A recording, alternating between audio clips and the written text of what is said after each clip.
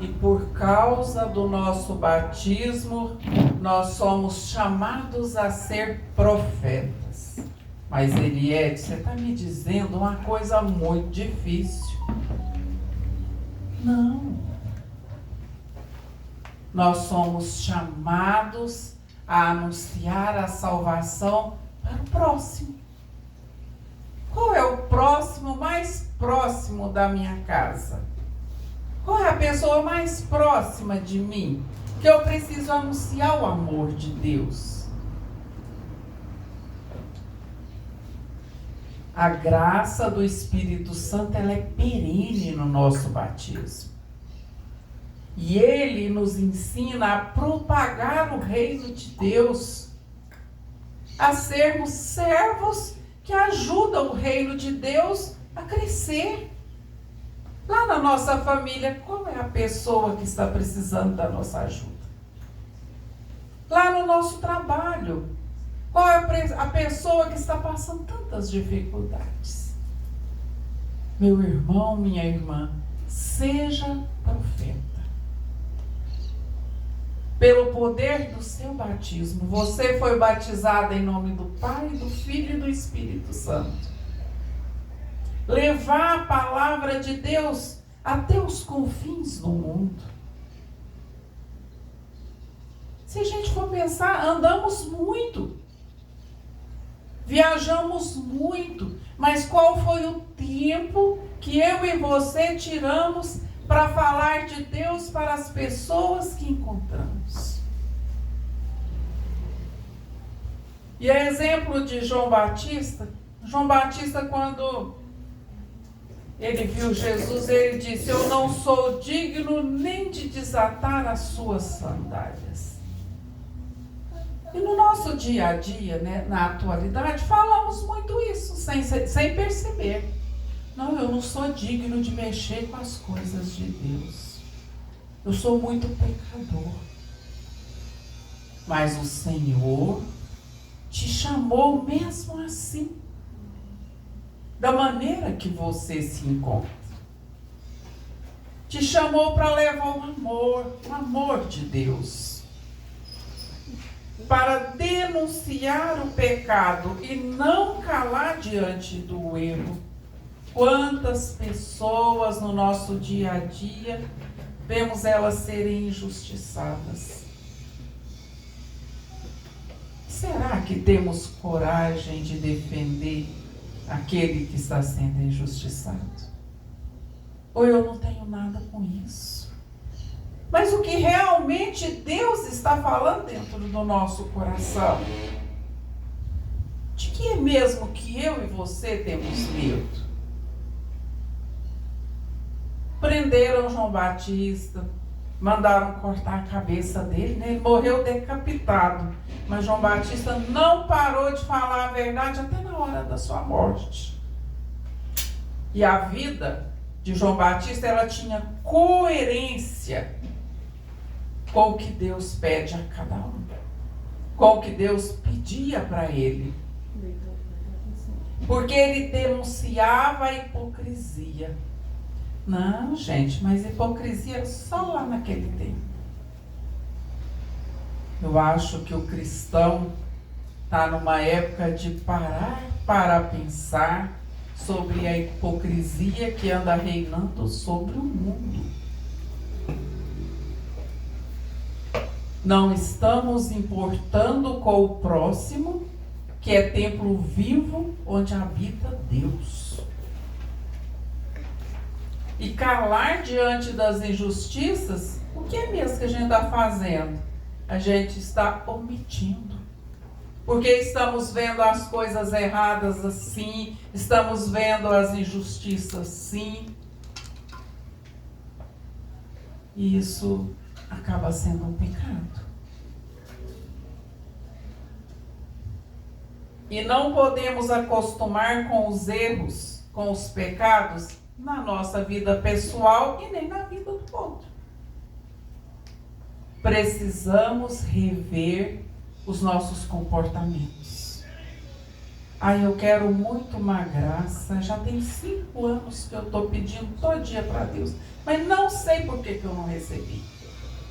É hora de começarmos a rever os nossos comportamentos, as nossas falas.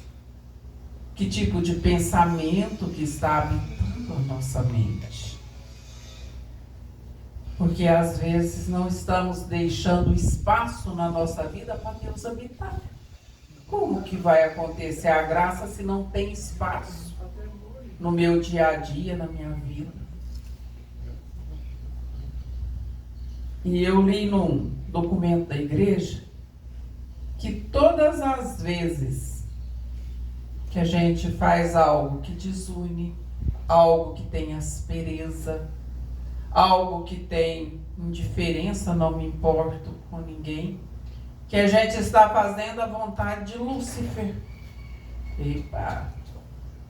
Eliette, mas você está me falando que a gente fica fazendo a vontade do demônio? Sim, a igreja ensina isso. Que o amor, a unidade, a serenidade, a paz vem de Deus.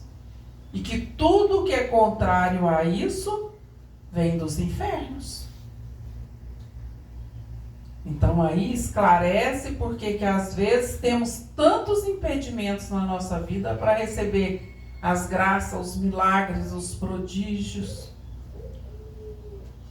Ainda somos pessoas com facilidade de julgar. Nossa, mas a minha vizinha ali, ela rezou tão pouco. E o fulano foi curado de câncer. E será que na vida daquela pessoa não existia um espaço bem amplo para Deus? Então que busquemos pensar que o silenciar que colocamos na nossa vida, ele pode ser covardia. Eu não quero ter responsabilidade com essa situação. E é uma falta de compromisso com a construção do reino. Quantas pessoas estão precisando que ensinem elas sobre Deus? Que às vezes estão sem saber. E anunciar a palavra de Deus na pregação é muito importante. Mas o mais importante é eu ser um testemunho de vida. Lá no meu corre-corre cotidiano, tudo feito com docilidade vai demonstrar o amor de Deus.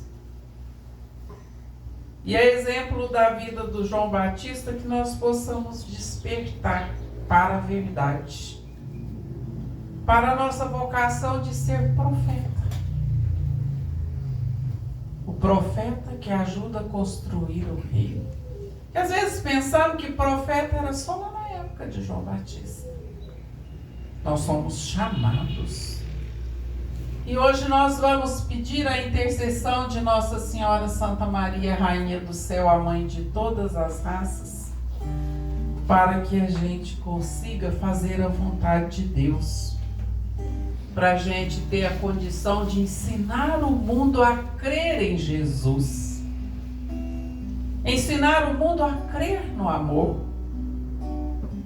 Ensinar as pessoas o que é converter, o que é uma retomada de caminho para uma vida nova, o que é convidar o Espírito Santo a vir dar uma nova forma à nossa vida, conduzir a gente pelo caminho de Deus, ensinar as pessoas a ter gosto, a querer ir para o céu. Isso é legal, né? Pensar assim, nossa, aquela pessoa que eu conheci lá no meu trabalho, ela não conhecia Deus. E hoje ela vai à missa, hoje ela fala de Jesus para as pessoas. E eu vou falar também um pouquinho sobre o documento Idôneos ao Escutar. Lá tem um parágrafo que fala assim, a tomada de consciência. Então, definir a opção do desejo. Na minha tomada de consciência, eu vou pensar: qual é o meu desejo? Eu estou optando para qual caminho? O caminho dos ímpios ou o caminho de Deus? Carregamos no nosso interior os conceitos e os preconceitos. Ah, mas o que é conceito? Conceito é a compreensão de algo. Vamos simplificar assim. Compreensão de algo. E o preconceito é uma ideia pré-concebida. Eu olhar para uma pessoa e falar assim: nossa, mas eu não gostei daquela pessoa. É uma ideia pré-concebida, eu nem conheço. Nossa, mas parece que o fulano está indiferente comigo. Mas eu perguntei para o fulano. As ideias preconcebidas que impedem a nossa decisão, impedem a nossa escolha. E a nossa mudança, ela precisa de ser pessoal, em relação à tomada de consciência. A gente vê muito, né, que conversamos com muitas pessoas, né? Pessoas que querem que o outro mude. Eita, gente, olha, é pessoal. A decisão não é uma escolha coletiva. Eu decido como eu vou fazer, com a ajuda de Deus. Eu não vou decidir para Maria Antônia, gente. Não tem jeito. E essa decisão, ela precisa causar na gente o aperfeiçoamento. O caminho da perfeição que leva a Deus. É preciso a gente conhecer o valor da nossa decisão. Não podemos ficar em dúvida. Ai, não sei se eu quero isso agora, eu não sei se é assim mesmo. Ai, hoje eu quero ir lá na igreja, na missa. Não, mas agora não estou afim. Não, precisamos de reconhecer o valor da nossa decisão. Eu decidi pelo reino de Deus e eu vou caminhar. Porque tudo isso vai levar a gente a um chamado, que é o chamado à santidade. Santo, gente, não é só os que estão lá no altar, não. Na nossa vida cotidiana, precisamos ser mais santos para alcançar a graça perene de Deus, para que a graça de Deus derrame de forma abundante sobre nós. No vídeo de ontem, na oração da Nossa Senhora, eu falei sobre tratar o outro como estrangeiro. Mas o outro é meu irmão. Então que a gente tome cuidado com o nosso chamado à santidade em relação à nossa tomada de consciência. Porque é um chamado pessoal, é uma coisa interna que acontece em cada um de nós. A nossa decisão, ela precisa ser, em primeiro lugar, individual, para depois eu ir partilhar com meu irmão. Como que eu vou partilhar com meu irmão se eu não decidir nem por mim? Às vezes vemos pessoas que vivem tão próximas, tão desunidas. Precisamos repensar tudo isso. Porque o chamado, ele deve nascer do amor. Ele deve nascer da misericórdia de Deus que se derrama do céu sobre nós. Ele precisa gerar comunhão. Pensa na pessoa com quem você convive mais. Lá está acontecendo a comunhão, a unidade, o amor, a paciência. Isso eu falo primeiramente para mim. Vamos pensar Vamos pedir para o Espírito Santo nos conduzir, para que a gente possa crescer no amor de Jesus, para que a gente possa ter a autoridade de Jesus na nossa vida, para mandar o inimigo embora da nossa vida. Ai, lá em casa dá tudo errado, mas eu estou cultivando o canteirinho dele todo dia. Então que o Senhor nos ensine nessa tarde a cultivar o amor, a cultivar a presença viva do Cristo vivo que habita dentro de nós. Se fomos batizados no Espírito Santo, se fomos batizados em nome do Pai, do Filho e do Espírito Santo, Deus habita dentro. Eu e você somos casa de Deus. Deus não mora em outro lugar, gente, Ele mora dentro. Santa Teresa de Ávila diz que Ele vem e assenta na sala interior, dentro de cada um de nós, num trono. Qual é o trono que eu estou construindo para esse Deus maravilhoso? Para esse Deus de milagre, para esse Deus de prodígio, para esse Deus que sopra as bênçãos, que derrama-se como chuva sobre nós. Que prestemos atenção na nossa tomada de consciência, como cristão, como verdadeiro cristão. Cristão é aquele que acredita em Jesus, é aquele que coloca Jesus na sua vida e agarra a Ele todos os dias. Eu gosto de falar muito para os meninos aí da pregação. Como que está o seu papo com Jesus? Como é que lá vai a amizade? Cadê a nossa amizade com Jesus? O que você contou para Ele hoje? O que você ouviu dele hoje?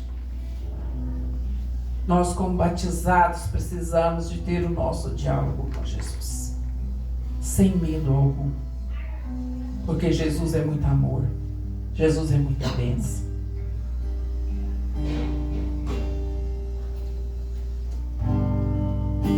Desperta tu que dormes,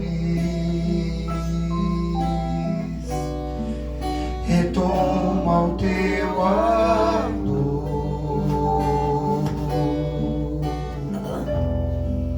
desperta tu que dormes, levanta dentre os mortos e Cristo te iluminará. Deus conta com você, por isso te escolhi e te deu uma missão. É preciso prosseguir, proclamando sempre seu nome.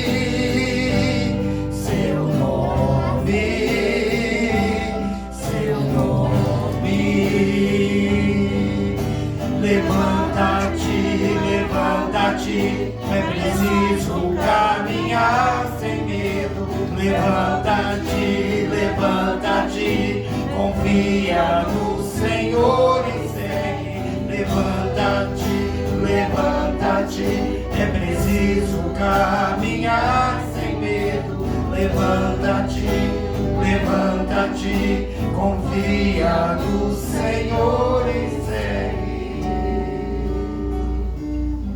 E agora eu quero convidar vocês a ficarem de pé.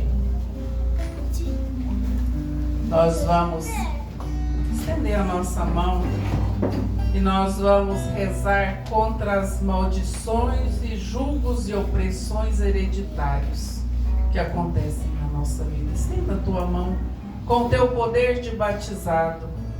Eu vou falar e vocês repetem. Em nome de Jesus Cristo. Em nome de Jesus Cristo. Em nome da sua misericórdia. Em nome da sua misericórdia. Pelo poder do teu sangue, Jesus. Pelo poder do teu sangue, Jesus. Eu peço agora. Eu peço agora Que sejais quebrada todas as heranças e julgos hereditários. que sejais quebrados todas as heranças e julgos hereditários. Toda raiz de doença. Toda raiz de doença. Toda quebra financeira. Toda quebra financeira. Todos os vícios. Todos os vícios. Todos os desequilíbrios. Todos os desequilíbrios. Todos os perigos. Todos os perigos. Toda a falta de unidade. Toda a falta de unidade. Em teu nome, Jesus. Em teu nome, Jesus. Pelo poder da tua graça. Pelo poder da tua graça. Pela graça do Espírito Santo. Pela graça do Espírito Santo. Eu, Eliette Alvim. Eu, Renata Nocera. Quebro e desligo da minha família. Quebro e desligo da minha família Toda maldição. toda maldição. Recebe agora, em nome de Jesus, a graça de... Eu recebo agora Eu recebo agora toda a graça e toda a bênção. toda a graça e toda a bênção. Da quebra de todas as maldições. Da quebra de todas as maldições. Em nome de Jesus. Em nome de Jesus. Em nome do Em nome Pai, do Pai, do Filho e do Espírito Santo. Amém. Podemos sentar. Existem palavras de poder que acontecem na nossa vida. Lá no povo hebreu, eles usavam uma palavra chamada éfata. Abre-te. Abre-te, Senhor, na minha vida. Alguns usavam a palavra shalom. A paz. Eu quero me abrir à paz. E outros apenas diziam: Deus proverá. Abra-te, Senhor, na minha vida. Faça reinar a paz. Deus proverá. Deus proverá. Pronuncie: Deus proverá. Deus proverá a paz e toda a bênção necessária.